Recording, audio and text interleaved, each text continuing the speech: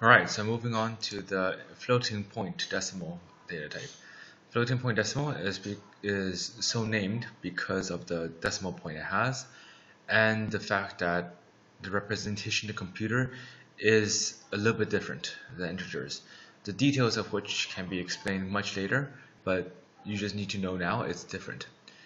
However, the operations to use them are still the same. The negative still works the same way, the positive works the same way, the negative works, minus works the same way, times, exponent, order of operations, divisions. Now, this is the point where both of the division examples are not really useful because they're always going to return float anyways.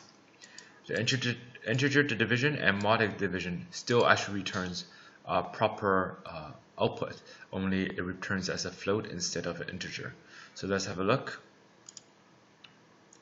If I set up my three integer divisions, sorry, my three floating point database points, I now have negative example, sum, so 0.3, difference 0.1, multiply example, exponent example, order of operations, divisions, and the integer division, which still gives you the correct one, and mod, which gives you again the correct one, only it takes the remainder with respect to the floating point.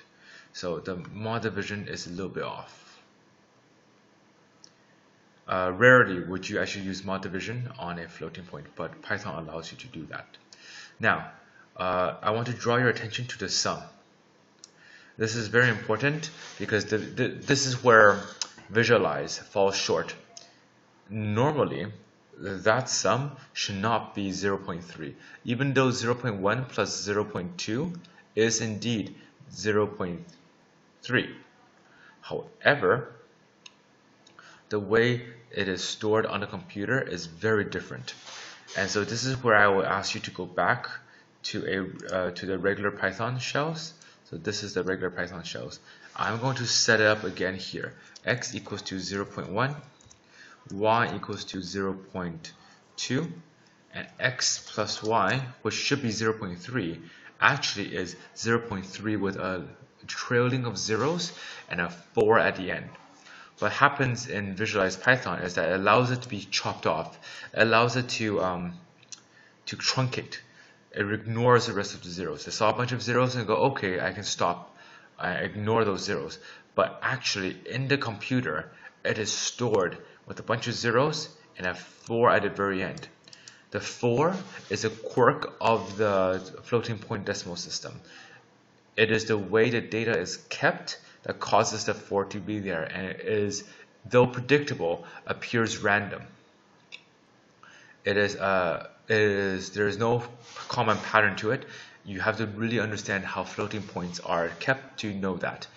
In other words, when you're dealing with floating point arithmetic, you have to be careful when you try to add or subtract them to make sure that they're still the same value you expect them to be, and also when you start comparing them to have the same or the correct comparison involved.